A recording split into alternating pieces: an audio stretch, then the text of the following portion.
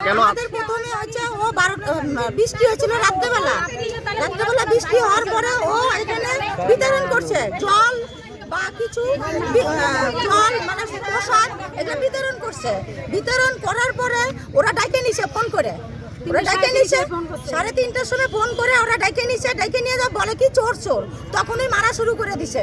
আর আমাদের বানটার আমাদের বাড়িটা তো বেশি দূর না, আমাদের তো একবার অন্যায় যদি আমাদের ছেলে করে থাকে তাহলে আমাদের ওরা বাইন্দে রেখে আমাদেরকে ফোন করতো বা তোদের ছেলে অন্যায় করছে এখানে তোমরা চলে আসো, তোমরা আমাদের গাছের সাথে বান্ধুক বা কোনো ইসের সাথে বান্ধুক সেটা বান্ধে রাখুক, প্রশাসনের হাতে দিত বা পুলিশকে ফোন করতো।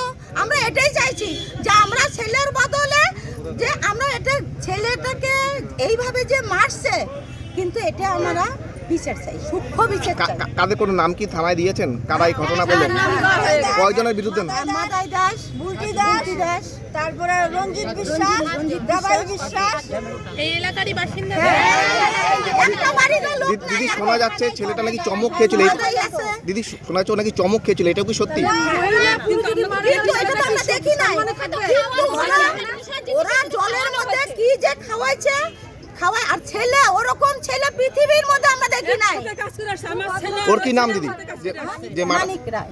মানিক রায়। আপনার নাম কি? আমার নাম অঞ্জনা। আপনার বাড়ি এখানে? হ্যাঁ, পাশাপাশি বাড়ি, সব একসঙ্গেই।